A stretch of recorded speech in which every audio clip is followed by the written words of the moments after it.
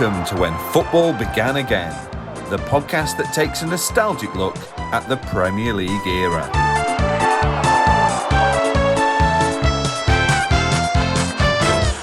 Hello and welcome to episode 5 of When Football Began Again. Thank you for joining me for your weekly slice of Premier League nostalgia.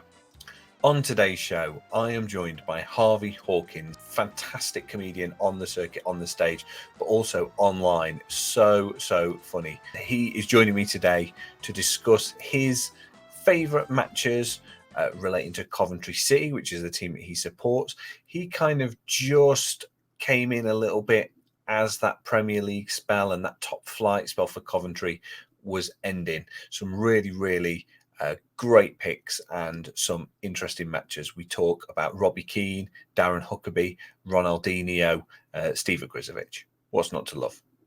So let's get into it then. This is Harvey Hawkins choosing his deserted island matches.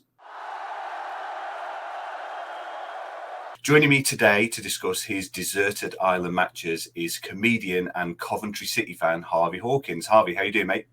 Really well, thanks, Carl. Yeah, not too bad at all. The first place we ought to start in terms of Coventry's Premier League era and kind of your age. How old were you when Coventry came out of the Premier League? So 2001. So I'd have been 10 or 11. Right. Okay. So, do you remember much about the era? Yeah, I do. Although it's always that thing of I don't know if I remember it as it happened or whether I remember sort of the videos and the photos, and I've kind of installed those memories into me. But yeah, no, I when I was younger, for one of my birthdays or Christmases, I had the 97-98 VHS like season review of that season. And it's all I watched for about 5 years. I don't think we did like a 98-99 one or then a 99-2000 one. So I could probably tell you every result of that 97-98 season. Yeah. So, but I don't really remember it very well as a kid, really. Yeah, those VHSs though, those season reviews, and they were just, I mean, when they came out, they just got so much wear because that was, this is pre-YouTube. That was the only way you could go and relive a season, wasn't it? Yeah, and of course, and there's times where, particularly, well, in fact, all games really, you'd get the short highlights, but as you say, you don't really, you weren't able to get a chance to go and see those clips again. So yeah, it's crazy, really, how it's changed. Yeah, 100%. Well, how did Coventry City become your team? It's a good question, and I don't actually honestly know the answer to it. Nobody in my family supports Coventry. I asked, not even really any of my school friends sort of growing up supported Coventry. So I did ask my mum, and she doesn't even really remember, although geographically, they're probably the closest team to where I grew up. We were equidistant between Coventry and then sort of Birmingham and Villa.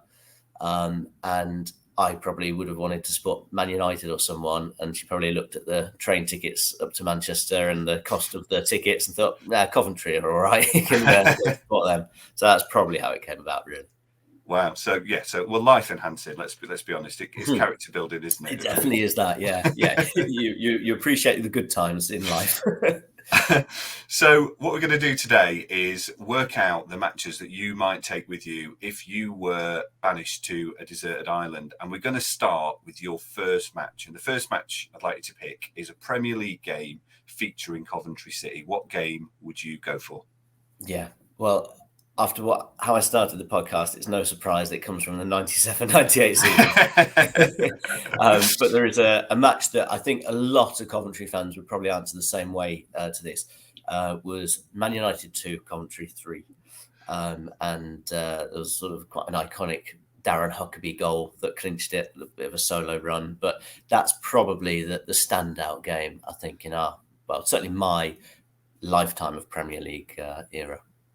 And that was just the best Man United team, wasn't it? I mean, that really was, the players that they had. And Coventry at that time as well were, fighting to stay above the waterline season in, season out. And then Darren Huckerby, I mean, he was just an absolute revelation, wasn't he, when he came into the team?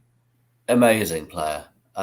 It's surprising that, I mean, he had a good career, But when you saw his talent, it's surprising he didn't sort of go up another level and sort of be on the Champions League teams, really, because he had that talent. Again, I mean, I'm saying this having watched a lot of sort of clips rather than live games, admittedly, but some of the things that he would do was just ridiculous. But yeah, that Man United team, as you say, had your Beckhams and your Scholeses, and Sheringham and Solskjaer scored for them. So I mean, it was all the big guns, and good times. Well, that's a great start, and that Darren Huckerby goal, that's an iconic Premier League goal. So Coventry were one of the original teams when the Premier League was founded in 92-93. They're actually only one of three teams with longer top flight. There's only 3 teams, with longer top flight stays, and I think that was Liverpool, Everton, Arsenal. So Coventry were mainstays of the top flight. Do you go back and kind of watch those Premier League years? We've kind of touched on the VHS, but those kind of Premier League era kind of things, is that something that's remembered with quite a bit of nostalgia, both for you and I guess the wider fan base? Yeah, I think certainly the wider fan base, and I think we as a fan base have probably got a bit of a chip on our shoulder sometimes about how we're deemed by the wider football world, because in our minds we're, as you say, we were a mainstay of the Premier League for such a long time. Well, top flight, obviously, before Premier League, for such a long time, and it's amazing how we're just not considered that anymore. But I suppose we've been out of it for so long, and you get new generations that just see us as a lower league team. But yeah, as a club, we whenever we used to have a new manager, it was the proverbial, they're sleeping giants, and that kind of is how we saw ourselves. But I think we've come to the realization now that the football world has changed so much, and we've kind of missed that boat that set off with all the money, and it's very difficult now to establish ourselves again as a Premier League team. I think most of our fan base would kind of accept we're a Championship team, really. Yeah. Which, I mean, we haven't even been that for a number of years. So it's only been recently that we've kind of accepted that that's where we are again.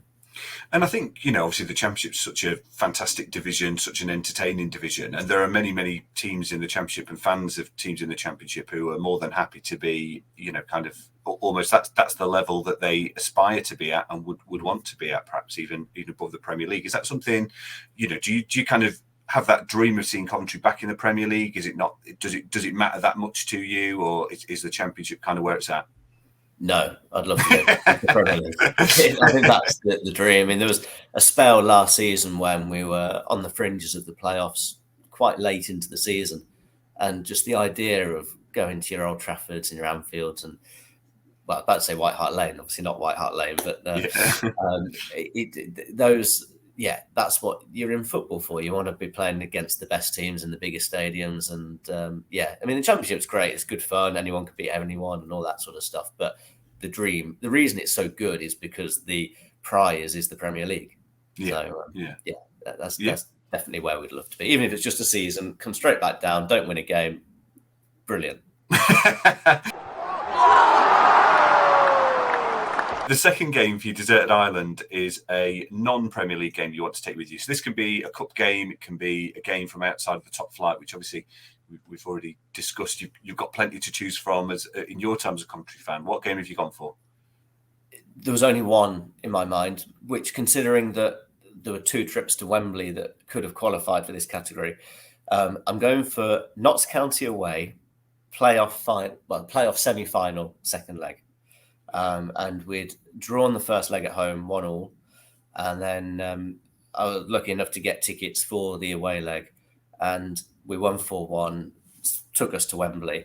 And although we actually then won at Wembley, I think sometimes the anticipation or the excitement of the thing is sometimes nicer than the thing. So I think just having that feeling of we're going to Wembley, wow, was almost better than being at Wembley. And that night was just unbelievable, really. We had a chance of going through, of course, but we were lucky to get a draw in the home leg. Notts County went in as slight favourites, being at home, and we were just so good on the night. And the atmosphere, I've never felt an atmosphere like it. It was a night game. There was a good following. Obviously, it sold out in seconds, away end. And we were just, singing from start to finish. It was brilliant. Brilliant. They are the memories that you take with you forever, don't they? Those kind of massive nights. And I think something about being under the floodlights as well, and Yeah. those sorts of things, it's just special, isn't it? Yeah, it was. And we get really good atmospheres going, particularly over the last year or so. But that was the one night that it was just constant. It was amazing. I've got similar memories at Notts County. My first Spurs game was there. We lost 3-0 in 1994. So fond memories. Yeah. They're the ones that stay with you more so. Horrible nights. So during Coventry's Premier League era, there was 4 different managers. So Bobby Gould, then Phil Neal, Ron Atkinson, and then Gordon Strachan. Out of those 4, who would you most likely be to go for a pint with, and who might you give the name of a different pub to? That's a lovely question. The go for a pint with would probably be Strachan, I think, purely because he managed so many brilliant players that I'd love to get like a bit of an insight track over. And also he managed us at a time when I think it'd be quite interesting. I think he'd have a lot of quite revealing stories about the club and how it was run at that time, and some players. So I think Strachan would probably be the most interesting person to go for a pint with. Name a pub over. Probably Bobby Gould, really. I think he has the most connection to Cov. He was born in Cov, played for us, managed us on 2 separate stints. So I think he's probably the one that you would most want to associate a pub with. And obviously, Strachan would be number 2, but he took us down. So you don't want those connotations every time you have a drink. Are there any of those 4 that you would say, no, let's not? You're not coming for a drink. Sorry, I've completely misinterpreted your question. I thought you meant name a pub after in the city. Sorry, mate. The Bobby Gould, I'll go for a pint there. That was spot on. I mean, purely probably because of my age, I just don't really know enough about him. Unfortunately, Phil Neal, you're being sent off, mate. You're off the dog and duck round the corner. I mean, Big Ron's going to be entertaining in the pub, and Strachan's going to drink everyone under the table. So I suppose that's a decent lineup there. Yeah. The third game I'd like to take with you is your favourite Premier League game not featuring Coventry City that you'd relive again and again. Is there kind of like a classic Premier League game that kind of sticks out for you? Yeah, and I wanted to try and sort of come up with something a bit more original for this, but for me, it was just the greatest Premier League moment ever, and the game itself, the Man City QPR, the Aguero moment, and just it wasn't just that moment at the end; just the whole game was just so intriguing. Even sort of to the point where you got Joey Barton losing his head, which is always nice to see. So and yeah, just the drama of the way it was just set up, and yeah, that was got to be the greatest game of all time for me. I think that game, like, as you say, just had absolutely everything. It was right on a knife edge for City. They looked like they were going to lose it. Even when they equalise, it kind of cuts to the stands. And there's some fans who aren't even celebrating. And I would put myself in that category if I was watching Spurs in that situation. I mean, firstly, if Spurs were ever to be fortunate enough to be in that situation, I guarantee that that's the only way they'd do it if they were going to do it at all. And I think I would be in that thing of going, we've equalised. It's just too little, too late. So that moment, I think, of just those scenes is an all-time classic, isn't it? And it's the fact is who it was against as well. Like the jeopardy of what it meant for them to lose was giving it to their rival. Just everything about it was just amazing. So yeah, that's got to be in there for me. Yeah, I'm sure there are many Man City fans nodding sagely at the moment as we discuss this. So Coventry's years in the Premier League was synonymous with kind of surviving against the odds with a low budget. There was a bit of stardust now and then. We've touched upon sort of Darren Huckerby. There was Mustafa Haji, Youssef Chipo, Dion Dublin, Gary McAllister. Robbie Keane as well made a big money move to Wolves for a bit. Who were the club legends that got away, and who were the cult heroes kind of you'll remember forever, who might have been lesser lights of that time? Yeah. Well, you mentioned a lot of them there, to be fair. The one that got away was definitely Keane. We didn't have him long enough. And obviously, I'm speaking to a Spurs supporter, so you kind of know all about Robbie Keane. But I don't think we've ever had a player like him since. And I think he, as I say, he was only with us for just under a season, really. But some of the goals he scored were just ridiculous, and I think all fans can appreciate that. But I think Coventry fans that weren't used to that sort of thing, it just blew us away. So he was definitely the one that got away. Probably didn't stay with us long enough to be considered a legend, really. Players that did, I mean, Dublin you can make a case for, and I think fans are very conflicted with Dublin as to whether he is a legend or not, because he scored so many goals for us, but it was the way he left and who he went to, going straight to Villa, who at the time were our biggest rivals, really. So he's probably the next closest of that era.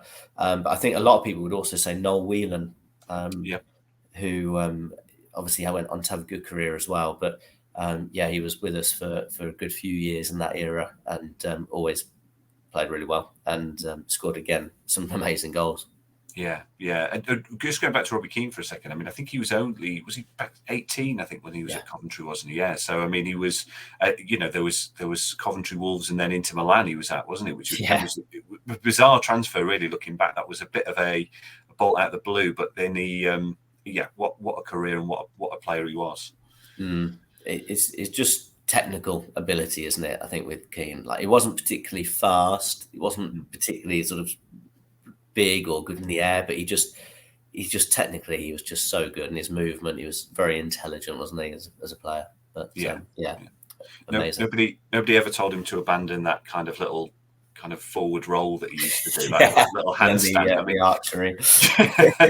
I mean, looking back, they were quite bad, weren't they? It's an iconic celebration, but I mean, Yeah, he must have seen like players like Loire afterwards, and he goes, I thought I was really good at that. That's what I was going for, the Loire. Yeah. Never quite happened. In his mind, he just sees it as the same. It's like, me and Loire, we just both do that. So the fourth match to choose is a European game that you would like to relive again and again. It's a good one. I think you've got the Liverpool Champions League comeback. I think that's got to be up there. But I think, and I can't pinpoint a specific game, but I think any El Clasico of that kind of era, 2005, 2006 era, I'd probably have to take one of those, I think, because the players on display in that on both lineups in that era were just ridiculous. Obviously, in Barcelona, you had players like Messi and Ronaldinho and Eto'o and Deco and all there. And then Madrid, you've got sort of R9, like the original Ronaldo and Beckham and Zidane. Unbelievable players on both teams. So I remember there was a 3-3. I can't exactly remember what year it was, but I think that an El Clasico of that sort of era, I think would take it onto the island with me. And as we talk about the Premier League and this kind of been branded as the best league in the world, and there's arguments for and against that, but I think particularly La Liga and that era of La Liga as well, the players that were in there, the Premier League never quite had that pulling power for all those world superstars, did it? It never quite kind of brought over that bunch of players. I mean, why do you think that might be? Why did those players maybe stay in La Liga and the likes of Ronaldo, that we never saw them in the Premier League? It can only be culture and sun and all that sort of stuff, because it wasn't money. Well, I suppose they were probably paying good wages, but I'm sure teams like Man United and Chelsea obviously had a huge influx of money at that time. I'm sure they would have matched them. I mean, if you're not from England, I think if you can choose to live in Madrid or Barcelona, be by the beach and sunshine, or come to Manchester, with the greatest respect, or Birmingham, I should say, because that's probably closer to me. I'll get less grief for that. Then it's a no-brainer, really. If you're not from here, And what do you think would have happened had the likes of Ronaldo? Ronaldo was playing in this era when Coventry were in the Premier League. If Ronaldo had joined Man United or a Chelsea and gone down Highfield Road, what exactly would have been the reception, do you think, for a player of his ilk? Oh, we'd have booed him. Of course we would. Yeah, the typical, like, we can't score 2 goals in Sunday League, but we'll be giving it all you're rubbish. And So, no, I'm sure we'd have treated him exactly like anyone else, typical football fans. I would have loved to see Ronaldo R9 in a one-on-one with Steve Ogrizovic. That feels like an alternative reality that we all missed out on.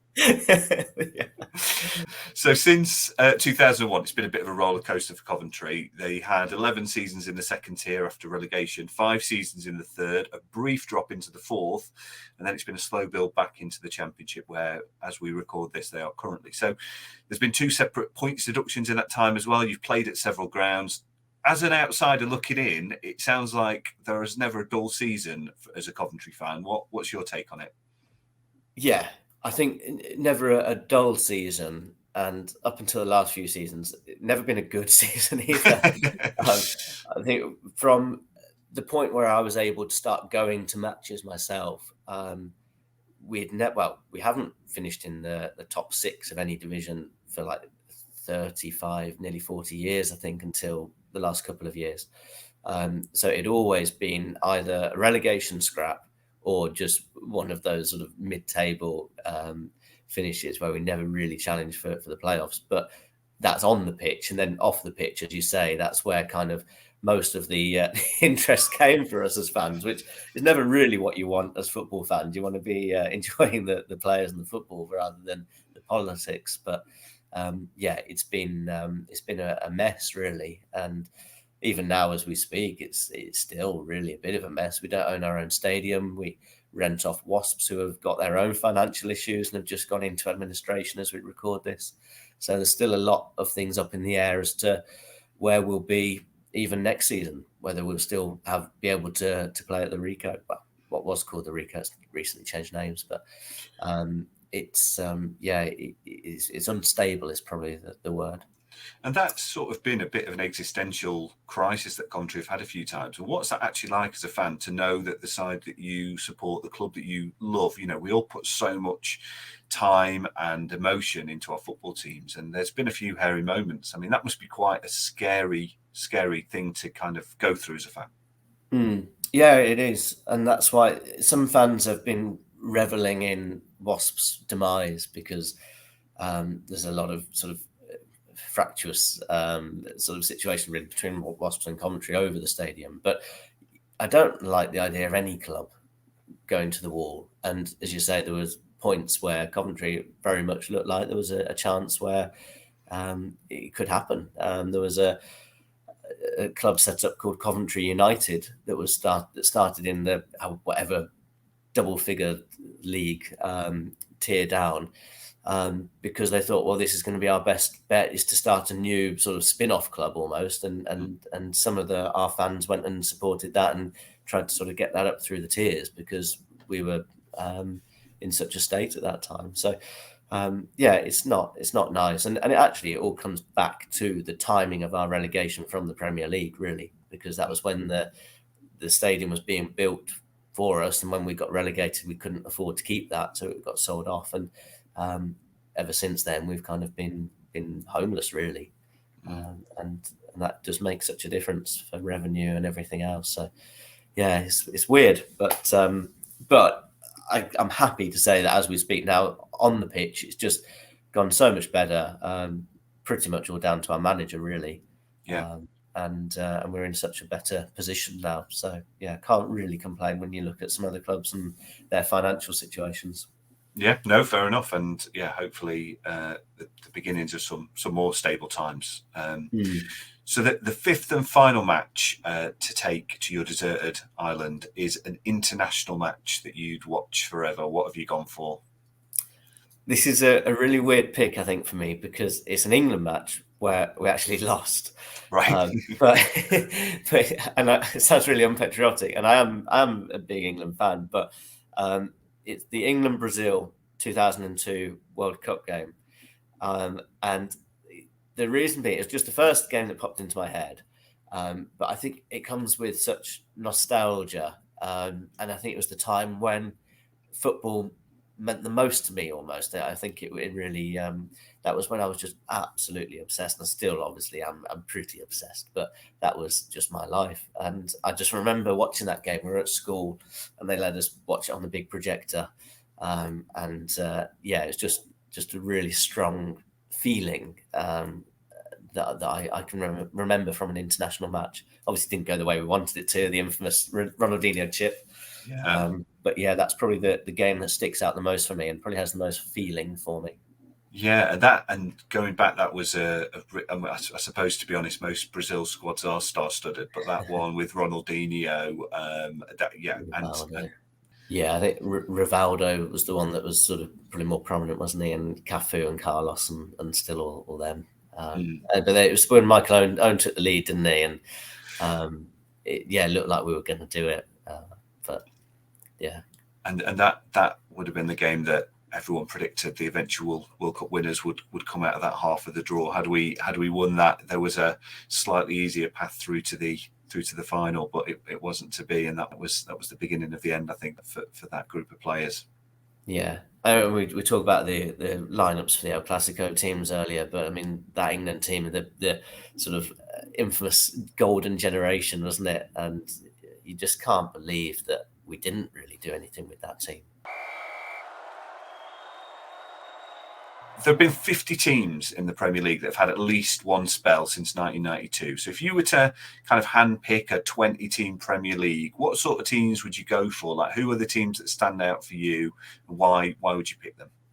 Yeah, I think you've got the obvious sort of like your big six now, and teams like that have been a mainstay for a long time. But you've got other teams that have always kind of been there or thereabouts that might not necessarily be now. Obviously, from a buyer's point of view, I'd say Cov. But there's a lot of teams like us, like your Ipswiches even. They, in my mind, from earliest memories of Premier League, they were kind of sort of always in and around it. Possibly not your Sheffield Wednesdays. I think for me, I'd sort of treat them as a championship team. Sorry, Sheffield Wednesday fans. But people like your Boltons, Portsmouths, I always think back to the sticker books and who I remember sort of collecting in your sticker books, and Charlton even. I think in my mind, the Premier League teams are probably from your early 2000s, really. The teams that were in it around that time are the ones that are stuck in my mind as no, they should be the Premier League teams. It's amazing, isn't it, that that's the teams that imprint themselves, probably because of the sticker books as well.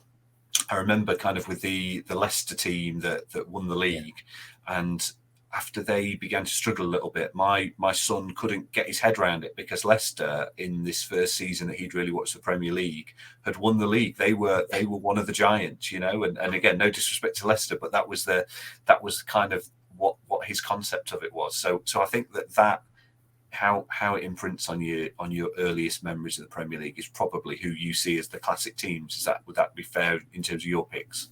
I think it must be, really, when you look at the teams I've gone for, because some of them, like Charlton, haven't been in the Premier League for a long time, but they always were growing up. So that would be great to see some of those teams back in.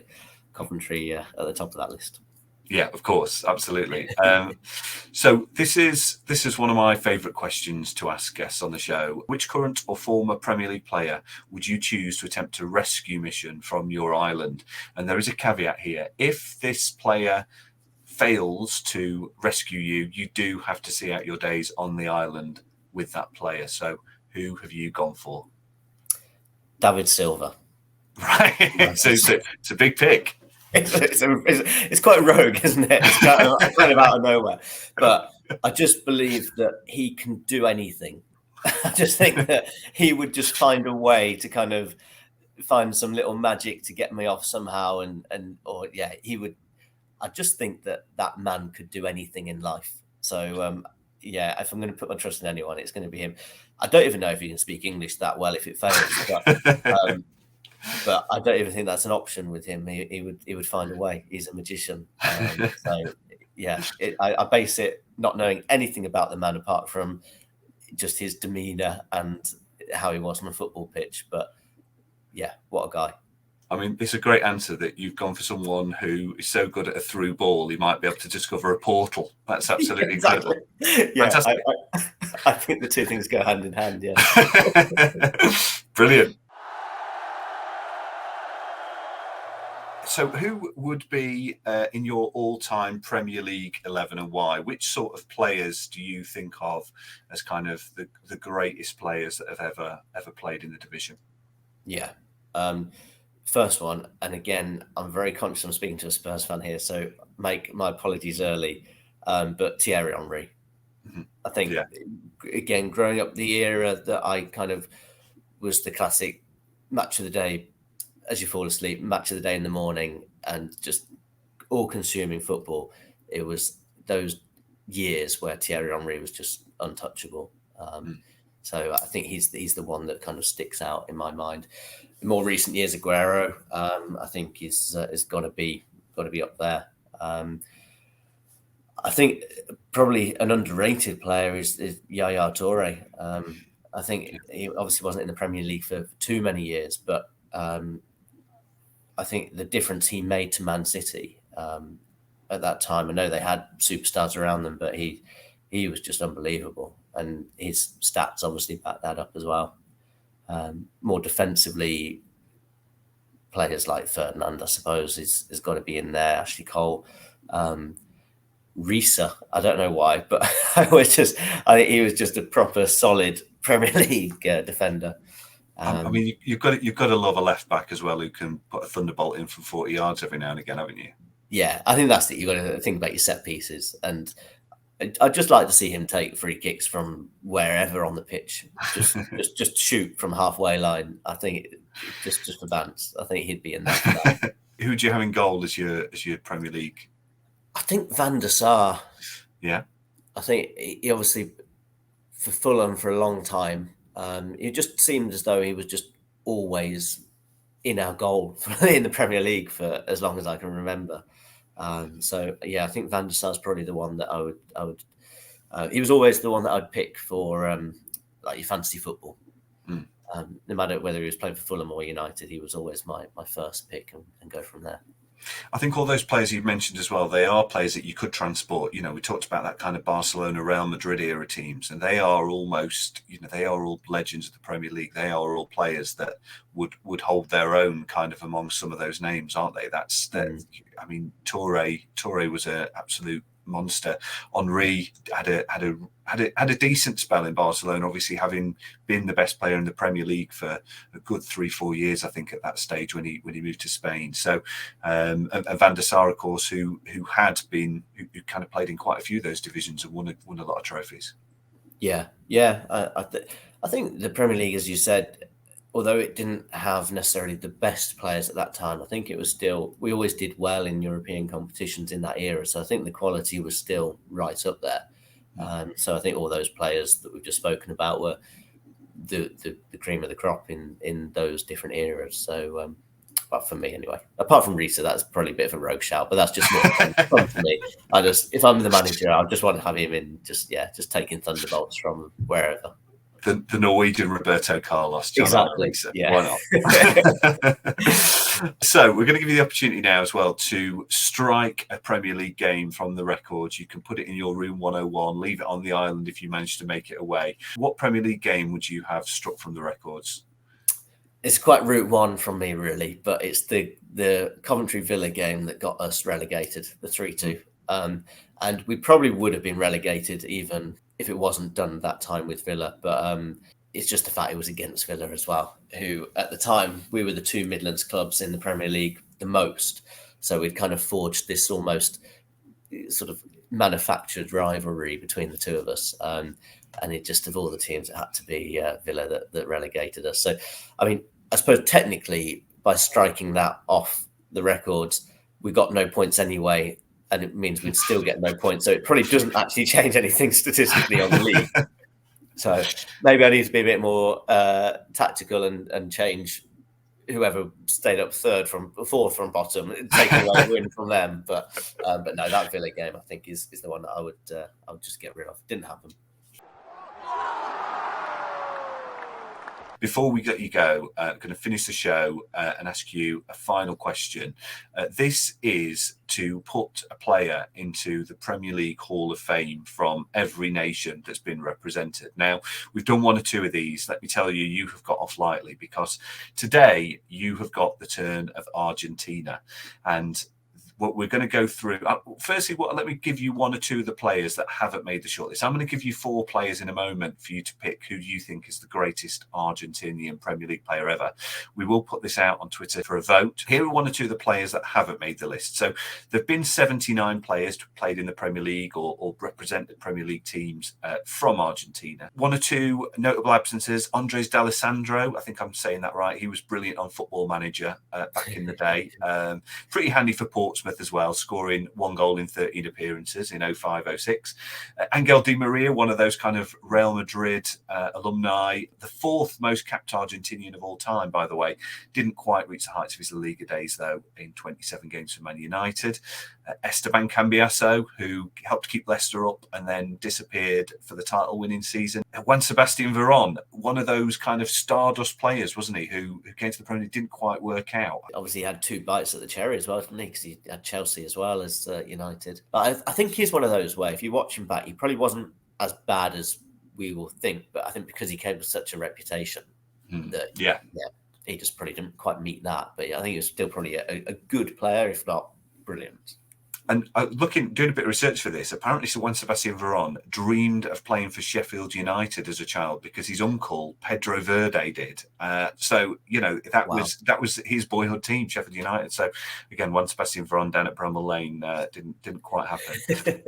and Fabrizio Colaccini, Federico Fernandez, Jonas Gutierrez, Julio Arca, all of whom Argentinians who made more than 100 appearances in the Premier League, most of which in the famously Argentinian climate of the northeast. Yeah. But here are the 4 players I put to you are the greatest Argentinians to play in the Premier League. See who you think is the best. So first on the shortlist, Pablo Zabaleta, the Argentinian with more appearances in the Premier League than any other at 303. He joined Man City in 2008, won 2 Premier League titles, 2 FA Cups, 2 League Cups and a Community Shield before joining West Ham, where he's made a further 80 appearances before retiring. Your second option, Carlos Tevez, the man who controversially signed for West Ham alongside compatriot Javier Mascherano in 06-07 and fired the hammers to safety. He'd later play on both sides of the Manchester divide, winning the title twice with United, once with City. Would also win a Golden Boot. Javier Mascherano, just mentioned him, joined with Tevez at West Ham, spent 5 seasons at Liverpool, where he was a Champions League runner-up in 2007. Could be argued maybe his best days were in the Liga when he went to Barcelona, where he won 18 trophies in 9 seasons, which is, let's face it, ridiculous. And was nominated for the Ballon d'Or by Roy Hodgson, famously. I don't know if you've heard that story, but Roy Hodgson's picks in 2015, he had Ronaldo, he had Cristiano Ronaldo, he had Messi, he had everyone to choose from, and Roy Hodgson put Javier Mascherano forward for the Ballon d'Or. So fair enough. That's so Roy Hodgson. And the final one, we touched on him during the show, Sergio Aguero, a man whose name is almost impossible to say without impersonating Martin Tyler, on his way to an injury time winner that would, for the game that you've taken to your deserted island, the injury time winner that would seal the first of 5 Premier League title wins. There's also a Golden Boot in there. He scored 184 goals in 275 appearances, making him the 5th top Premier League goal scorer of all time. So, Harvey, who out of those, we've got Zabaleta, Tevez, Mascherano, Aguero, who are you putting into the When Football Began Again League of Nations Hall of Fame? It depends how you define greatness, because I think in terms of best, it's probably Aguero. But Tevez is just such an entertainer, and everything that goes around him, it would probably add a bit of drama to the squad and for the fans. But I think if I'm answering the question honestly, it has to be Aguero. I think it's hard to argue against that, really. I think, Tevez was a divisive figure. I mean, we talked about sort of Dion Dublin going between Coventry and Villa. I mean, Tevez going between the Manchester divide, winning the league on both sides of it. Do you remember those adverts, the big billboards? Noisy neighbours. Exactly. I wonder how fondly he's best remembered on the red side of Manchester. Probably not so much. No, but I think he just seems like a character that just doesn't care. I don't think he'd care if any club's fans liked him, to be honest. He just seemed as though he just had fun himself, and he played football like you'd imagine a toddler playing football. He would just run around, and like he was really good, but he was just all action, wasn't he? And it just I really loved watching him play, probably more than any of the other players on that list. But if I was a manager, I'm probably picking Aguero. But if I'm a fan, Tevez all day long.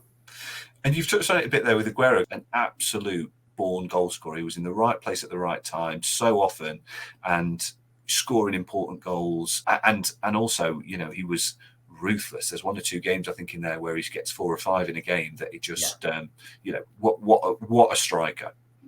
He's probably the person in the world that must be most annoyed that Haaland went to Man City, because he's looking at it like, oh, you've just undermined everything I've done for the last 10 years. He made it look as though anyone could have done this. But yeah, no, as you say, he was just consistently good and just scored. But then they weren't all like tap-ins. Equally, they weren't all like 30-yard screamers, but there were goals that you think he put it down to his movement or just very good finishes. But yeah, he's definitely up there. So, Harvey, that brings an end to the show. Thank you so much for coming on. Is there anything? Where can we find you? Because you are a brilliant comedian, both on stage and online. Your output online is absolutely hilarious. Where can people sort of find you and maybe see you live? That's kind. Thank you. Online. I'm on the socials, just Harvey Hawkins. There's not too many of us called Harvey Hawkins, so hopefully you'll find me on there. And then in terms of seeing me live, to be honest, I don't get paid anymore, whether the audience is full or not full, so I'm not really bothered. Don't put yourself through having to see me live. No, I've got a few days. I think on my website, which again is just Harvey Hawkins, there should be a few dates on there. So yeah, hopefully I'll be coming to a town near you. Brilliant. I can highly recommend Harvey, both to go and see him live, but also to follow him on social media. Some really, really funny stuff on there. So Harvey, thank you very much for joining us. Thanks for having me. It's been a real pleasure. And good luck to Spurs for the rest of the season. We're going to need it. Yeah. So that was Harvey Hawkins. Some great picks there. Nice to relive Coventry's time in the Premier League. Of course, they were top flight mainstays for a very long time. Perennial strugglers, really, in the Premier League era. And that football club has undergone some really tumultuous times. Hopefully, at the time of recording, they're coming out the other side of that at the moment. It would be great to see Coventry back in the Premier League one day. Thank you for your feedback, as always, on the show. I've had a message from Johnny Clark saying he really enjoyed the Brian Dean interview last week, saying how candid he was and that struck gold with him as a guest. Absolutely, couldn't agree more. He was very, very candid. I mean, he does not like Steve McLaren. That is pretty clear from their short time together at Middlesbrough. And I think the other thing to say, Johnny had mentioned that he hadn't necessarily looked at it on paper and thought, oh, this will be a really interesting listen, and enjoyed it a lot more than he thought he would. I think there's a compliment in there somewhere. I've got a lot more of that lined up for you with ex-footballers. I've got Danny Wilson coming up in a few weeks' time. I'm trying to get out a little bit more from players and ex-professionals and not make it the kind of polished media interview. Let's find out a little bit more about what went on in their careers. Let's find out what life is like after you quit football. That's the stuff that I think as fans I want to know, and hopefully I'm going to get that across for you in future weeks. So please do subscribe and you won't miss any of those future episodes. I've also had a little bit of feedback from Miss Burgess. Miss Burgess is my son's science teacher. She's been listening, so thank you very much for that. Enjoying the show. Wants to see a bit more of a special on Brian Clough. So I'm guessing you might be a Nottingham Forest fan. Brian Clough obviously came in, his final season in the game was the Premier League's first, so we do cover him quite a bit in 92-93. He's definitely going to come up in our deep dive to Nottingham Forest in the countdown of the Premier League table. There's a little bit of a wait for that one, I'm afraid. But thank you for listening. Thank you for your feedback. And if you want to get in touch with the show, you can email me whenfootballbeganagain@gmail.com. you can message us on any of our social media channels or just catch me at the next Parents' Evening. So next week, we return with our deep dive into a Premier League season. I have Newcastle United fan and double Joke of the Edinburgh Fringe winner, Masai Graham, coming onto the show, and Stevie Gray, the Oldham fan. 2 seasons in the Premier League for Oldham. It is a little bit of a further return back for them. We might not be seeing them anytime soon. Stevie comes on and chats about what that meant to him as a fan, and quite a young fan. And of course, we cover the whole season, and an exciting season it was as well. We'll also be picking the greatest Antiguan and Barbudan player in Premier League history, and you can vote right now for your favourite Argentinian player. You've heard what Harvey thinks. Go onto our Twitter, WFBA Pod. Vote on there. Who is your favourite Argentinian? Harvey made a case for Aguero and Tevez. Let us know what you think. But that's it for this week. I will see you back here next week for 1993-1994. Please do keep sharing the show. Please do keep getting in touch. Please do leave us a review if you're enjoying it, and subscribe. And I will see you back here next week for 93-94. Thanks for listening to When Football Began Again. Join us again next time for another slice of Premier League nostalgia. In the meantime, subscribe, leave us a 5-star review, find us on socials, and spread the word with all your Premier League loving mates.